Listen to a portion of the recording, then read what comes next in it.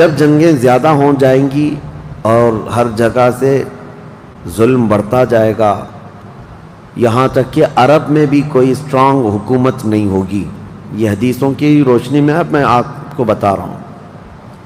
وہ تو ابھی نظر آ رہی ہے کوئی اسٹرانگ حکومت نہیں، وہ کٹ پتلی ہے. کبھی اس کو امریکہ ہانکتا ہے، کبھی رشیا ہانکتا ہے، کبھی چائنا ہانکتا ہے. تو یہ عرب میں کوئی اسٹرانگ حکومت، مضبوط حکومت نہیں ہوگی. اور مسلمان جب زیادہ قتل ہونے لگیں گے تو سب اکثر ہجرت کر کے مدینے چلے جائیں گے. جو بچے ہوئے ہوں گے وہ مدینہ طیبہ کی طرف ہجرت کر جائیں گے. اب مدینہ طیبہ میں مسلمان رہ رہے ہوں گے، کیونکہ میرے آقا صلی اللہ علیہ وسلم کی حدیث ہے، ان الایمان لا یأزر الی المدینہ کما تأزر الحیۃ الی جحرہا. ایمان جو ہے مدینے سے نکلا ہے اور گھوم پھر کر کے پوری دنیا سے ایمان واپس مدینے میں ویسے ہی آ جائے گا جیسے سانپ اپنے سوراخ میں واپس آتا ہے. ایمان والے سب مدینے پہنچ جائیں گے.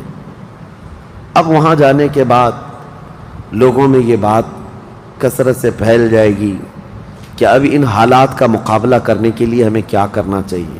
بہت مجبور ہو چکے، کوئی راستہ نظر نہیں آتا.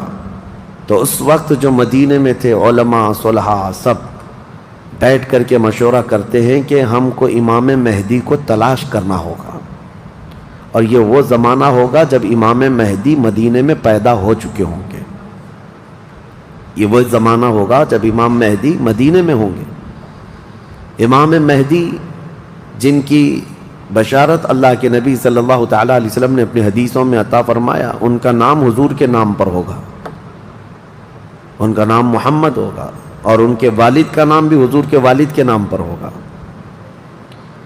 اور اللہ کریم کی طرف سے بھیجے جانے والے اس روئے زمین کے وہ آخری خلیفہ راشد ہوں گے. مدینہ طیبہ میں وہ ہوں گے لیکن وہ اپنے آپ کو چھپا کر کے رہ رہے ہوں گے. اب لوگ جب انہیں تلاش کرنے ہوں گے، اس دوران کئی جھوٹے مہدی بھی تیار ہوں گے، کیونکہ امام مہدی کا چیپٹر سب نے پڑھا ہے. جھوٹے مہدی دعویٰ کریں گے لیکن مار کھائیں گے، مریں گے، جیلوں میں جائیں گے. یہ جھوٹے مہدیوں کا یہی ہوتا رہے گا. امام مہدی اپنے آپ کو چھپا رہے ہوں گے کہ کہیں لوگ مجھے پکڑ کر حاکم نہ بنا لیں، امام نہ بنا لیں. اب لوگ جب تلاش زیادہ کر دیتے ہیں تو پھر امام مہدی کو کچھ لوگ مدینہ طیبہ میں پہچاننے لگتے ہیں. تو امام مہدی مدینہ چھوڑ کر مکہ آ جاتے ہیں، مکہ ہجرت کر کے آ جاتے ہیں. اپنے آپ کو چھپا کر کے رہ رہے تھے مکہ مکرمہ میں. یہی رمضان کا موقع، وہ خانہ کعبہ کا طواف کر رہے ہوں گے، حجر اسود کے قریب لوگ. اچھا یہ بھی میں بتا دوں، جتنے دنیا میں ابدال، اقطاب، اولیاء ہوں گے وہ سب ہجرت کر کے اس وقت مکہ میں پہنچے ہوں گے. مکہ میں سارے اولیاء ہوں گے اس وقت. اور طواف کے دوران سب لوگ پہچان لیں گے امام مہدی کو اور ان کو پکڑ لیں گے اور ان کا ہاتھ پکڑ کر سارے لوگ کہیں گے اب ہم آپ کے ہاتھ پر بیعت کرتے ہیں، آپ امام برحق ہیں اور آپ ہمارے حاکم ہو جائیں. امام مہدی منع کر رہے ہوتے ہیں. اسی وقت آسمان سے ایک آواز آتی ہے. اس آواز میں خاص یہ کہا جاتا ہے ھذا خلیفۃ اللہ المہدی، یہ اللہ کا خلیفہ مہدی ہے. اس آواز کو سن کر سب ٹوٹ پڑتے ہیں. امام مہدی سب کو بیعت کرتے ہیں. پھر واپس یہی قافلہ لے کر مدینے پہنچتے ہیں روضہ رسول پر. میرے آقا صلی اللہ تعالیٰ علیہ وسلم کی بارگاہ میں جب پہنچتے ہیں تو اہل مدینہ بھی ان کے ہاتھ پر بیعت کرتے ہیں اور ایک پوری فوج تیار ہوتی ہے. یہ انقلاب کا دور ہے. جتنی جنگیں ان کتوں نے کی تھی، جتنا ظلم رچایا تھا پوری دنیا میں، اب ریورس ہونے کا ٹائم آ جاتا ہے. حضرت امام مہدی اس فوج کو لے کر ملک شام کی طرف جاتے ہیں. حالات ملک شام کے ایسے ہو چکے ہوں گے کہ ملک شام میں عیسائیوں کی حکومت قائم ہو چکی ہوگی. ابھی تو نہیں ہے، یا انڈائریکٹ ان سے کسی کا تعلق ہے تو یہ ہمیں پتہ نہیں، لیکن حدیث میں یہ ہے کہ عیسائیوں کی حکومت ملک شام میں قائم ہوگی اور یہودی فتنہ مچا رہے ہوں گے ہر جگہ. قتل عام جو مسلمانوں کا سب سے زیادہ کرنے کی کوشش ہے وہ یہودیوں کی طرف سے ہے. امام مہدی مکہ مکرمہ سے نکل کر ملک شام کی طرف جائیں گے، اور مسلمانوں کی جو قلت تھی، جو چھوٹی سی جماعت تھی، یہ جب نکل کر کے وہاں آئے گی ملک شام، بہت بڑی جنگ ہوگی جس کو ملحمۃ الکبریٰ کہا گیا ہے. امام مہدی کی قیادت میں یہ جنگ ہوگی. سارے کفار، عیسائی، یہودی سب مقابل میں آ جائیں گے. ان کی تعداد جو حدیث میں بتائی گئی وہ 80 جھنڈوں کے نیچے آئیں گے، اور ہر جھنڈے کے نیچے 12,000 لوگ ہوں گے. اور یہ مسلمانوں کی نہیں ہے، یہ کفار و مشرکین کی. تقریباً یہ 9,60,000 کی تعداد بنتی ہے کفار و مشرکین کی. 9,60,000. مسلمانوں کی تعداد کتنی ہوگی یہ تو نہیں پتا. اس کے بعد جنگ جب شروع ہوتی ہے، پہلے دن مسلمانوں کا 1/3 حصہ میدان چھوڑ کر بھاگ جاتا ہے. جو کمزور دل تھے وہ چلے جائیں گے، اور ان کے متعلق کہا گیا ہے کہ یہ ایسے لوگ ہوں گے جن کی توبہ کبھی نہ قبول ہوگی، اور روئے زمین کے سب سے بدترین لوگ ہوں گے. وہ سب سے بدترین لوگ ہوں گے جو میدان چھوڑ کر بھاگ چکے ہوں گے. 1/3. دوسرے دن 1/3 شہید ہو جائیں گے، قتل ہو جائیں گے. تیسرے دن اللہ تعالیٰ اس مومنین کی قلیل جماعت کو فتح مبین عطا فرمائے گا. اور اس کے بعد ملک شام کے سارے انتظامات امام مہدی کے ہاتھ میں ہوں گے.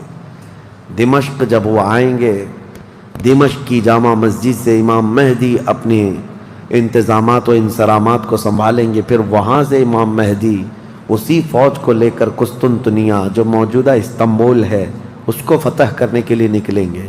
اس وقت وہ بھی عیسائیوں کے ہاتھ میں ہوگا.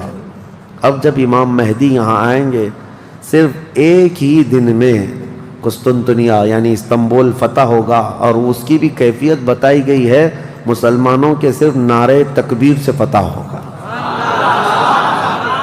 صرف اس لیے کہ ایسی ہیبت طاری ہوگی ان کفار و مشرکین کے دلوں میں. پورا شہر فتح ہوگا. امام مہدی یہ شہر فتح کر کے واپس ملک شام آئیں گے، دمشق میں آئیں گے. اب یہ وہ وقت ہوگا جب امام مہدی مسجد سے انتظامات و انصرامات سنبھال رہے ہیں، اور کثیر جنگیں اس وقت بھی ہوں گی، لیکن ہر جنگ میں اللہ تعالیٰ امام مہدی کو فتح عطا فرمائے گا. ہر جنگ میں. اور یہودی دسیسہ کاری کر رہے ہوں گے، امام مہدی کو ختم کرنے، قتل کرنے کی بہت کوششیں کر رہے ہوں گے. پھر امام مہدی ان یہودیوں سے لڑتے رہیں گے. اس وقت اللہ کی بارگاہ میں امام مہدی بھی دعا کرتے ہیں کہ مولا ان ظالموں سے ہمیں نجات عطا فرما. اور یہودی بھی جگہ جگہ اس بات سے پریشان ہوں گے کہ امام مہدی نے ان کا بیڑا غرق کر رکھا ہے. جہاں جاتے مقابل میں یہ شکست کھاتے ہیں، مر جاتے ہیں، اور ان کے مقابل میں کوئی آ نہیں پا رہا ہے.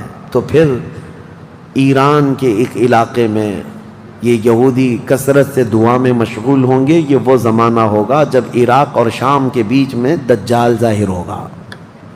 دجال جس کے متعلق حدیث پاک میں تفصیلاً بہت ساری باتیں آئی ہیں.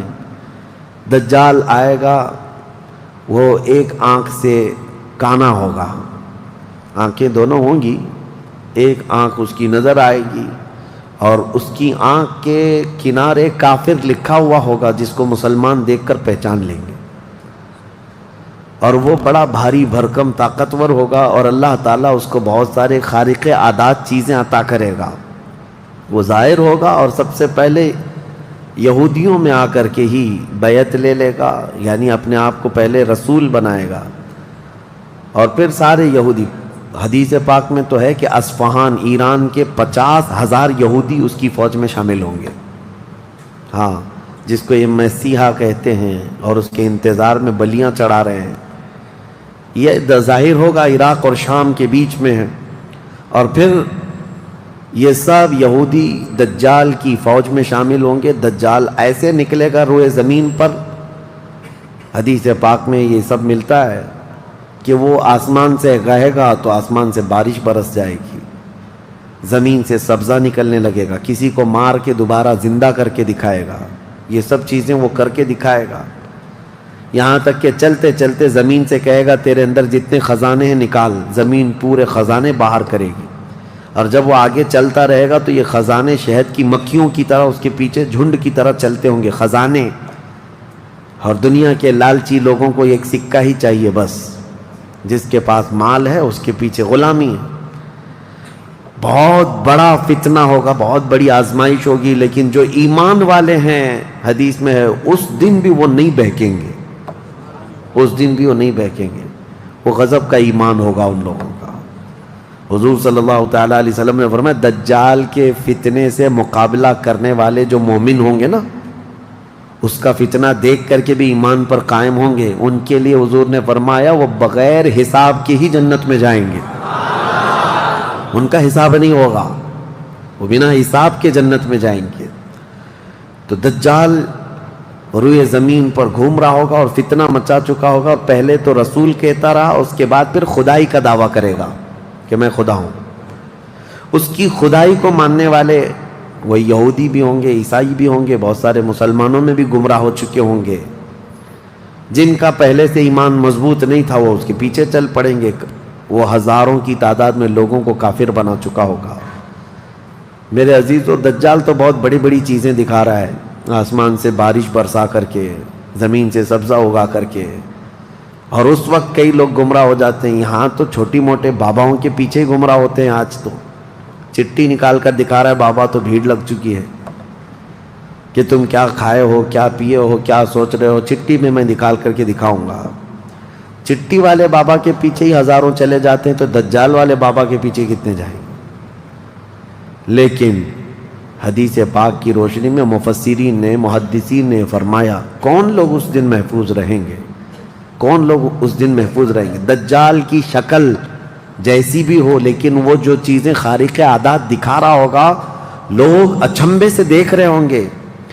اچھا ایک بات اور بھی بتا دوں، آپ گھر میں بیٹھے ہوں، کوئی مسجد میں ہوں گے، شور آئے گا کہ وہاں پر خدا اتر پڑا ہے، نعوذ باللہ من ذالک، اور عجیب و غریب چیزیں دکھا رہا ہے، آسمان کو کہہ رہا ہے تو آسمان بارش برسا رہا ہے، زمین کو کہہ رہا ہے تو زمین خزانے نکال رہی ہے۔ کچھ لوگ جو گھر میں بیٹھے ہوں گے، توجہ یہ بہت اہم بات کہہ رہا ہوں، کہیں محفل میں ہوں گے، مسجد میں ہوں گے، جب یہ شور آئے گا تو کچھ کہیں گے کہ چلو ہم بھی جا کر دیکھ کے آتے ہیں، تو کچھ لوگ یہ کہہ کر کے اٹھیں گے اور جا کر کافر ہو جائیں گے، اور کچھ لوگ وہ ہوں گے جو جیسے سنیں گے اپنے آپ کو گھر میں ایسے مضبوط بند کر لیں گے کہ ان کو ہوا آنے کی بھی خواہش نہ رہے، اس طرح اپنے آپ کو محفوظ کر لیں گے۔ اور بزرگوں نے لکھا ہے کہ اس وقت اس کے فتنے عروج پر ہوں گے، لوگوں میں صرف اور صرف چرچا یہی ہوگا۔ اسی لیے میں اکثر یہ میڈیا کو دجالی میڈیا کہتا ہوں، اس کی وجہ یہی ہے کہ دجال کے آدھے سے زیادہ کام یہ میڈیا والے کرتے ہیں، سب جگہ پھیلائیں گے افواہیں، بہت جھوٹ کو سچ کر کے دکھاتے رہے، سچ کو جھوٹ کر کے دکھاتے رہے، یہ میڈیا یہی سب کام کرتی رہے گی۔ اس وقت کون لوگ محفوظ رہیں گے؟ بزرگوں نے لکھا ہے دجال کے قریب بھی جائے گا کوئی بندہ، لیکن اس کو دیکھ کر نہیں گمراہ ہوگا، تو یہ کون ہوگا؟ جس کا سینہ حضور کی محبت سے بھرا ہوگا، یہ وہی ہوگا، یہ وہی ہوگا جس کے لیے اعلیٰ حضرت نے فرمایا نا، تیرے قدموں میں جو ہیں غیر کا منہ کیا دیکھیں، حضور کے قدموں میں جو پڑے ہیں وہ غیر کا منہ کیا دیکھیں، کون نظروں میں جچے دیکھ کے تلوا تیرا۔ اب یہ دجال گھومتا ہوا جب فتنہ بہت برپا کر چکا ہوگا، مکہ جائے گا، پہلے یہ یمن جائے گا، یمن میں بھی بہت فتنہ پھیلائے گا، اس کے بعد پھر مکہ آئے گا، مکہ کی سرحدوں کو اللہ تعالیٰ فرشتوں سے محفوظ کر رکھا ہوگا، فرشتے اسے داخل ہونے نہیں دیں گے، ماریں گے اور داخل نہیں ہو سکے گا۔ پھر مدینہ جائے گا، مدینہ طیبہ اپنی پوری فوج لے کر کے داخل ہونے کی، 2 شہروں کے علاوہ پوری دنیا کے ہر شہر گھومے گا، ہر شہر گھوم چکا ہوگا 2 شہروں کے علاوہ، مکہ مکرمہ، مدینہ طیبہ۔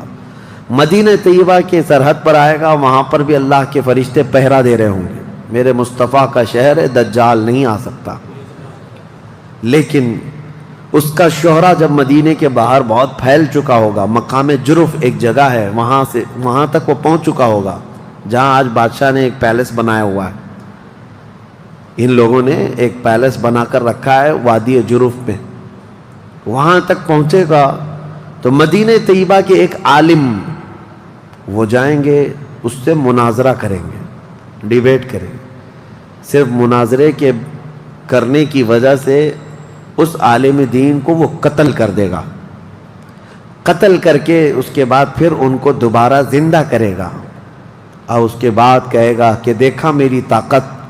اس عالم دین کا کہنا ہوگا اب تو مجھے تیرے دجال ہونے پر اور زیادہ یقین ہو گیا، اس لیے کہ میں نے میرے مصطفیٰ سے سنا ہے، وہ مار کر کے دوبارہ زندہ کرے گا۔ اور اس عالم کا دوسرا چیلنج یہ ہوگا کہ میں نے اپنے حبیب سے ایک اور بات سنی ہے، اب کی بار اب تو مار کر کے دکھا۔ دوسری بار حدیث پاک میں ہے دوسری مرتبہ اس عالم کو قتل کرنے کی 1000 کوشش کرے گا لیکن مار نہیں سکے گا۔ وہ عالم ربانی بیان کریں گے، اللہ کے نبی صلی اللہ علیہ وسلم کی بیان کی ہوئی علامات یہی ہیں، ایک بار قتل کر کے اٹھائے گا لیکن دوبارہ وہ مار نہیں سکے گا۔ یہ فتنہ پھیلا ہوگا دجال کا، اور یہ گھومتے پھرتے ملک شام پہنچے گا جہاں امام مہدی ہوں گے۔ امام مہدی یہودیوں سے جنگ کرتے کرتے اور دجال کے فتنوں سے فیس کرتے کرتے وہاں پر ہوں گے، ملک شام میں، دمشق میں، دعا کر رہے ہوں گے اللہ ان کے فتنوں سے بچا۔ ایک عصر کی نماز ہوگی،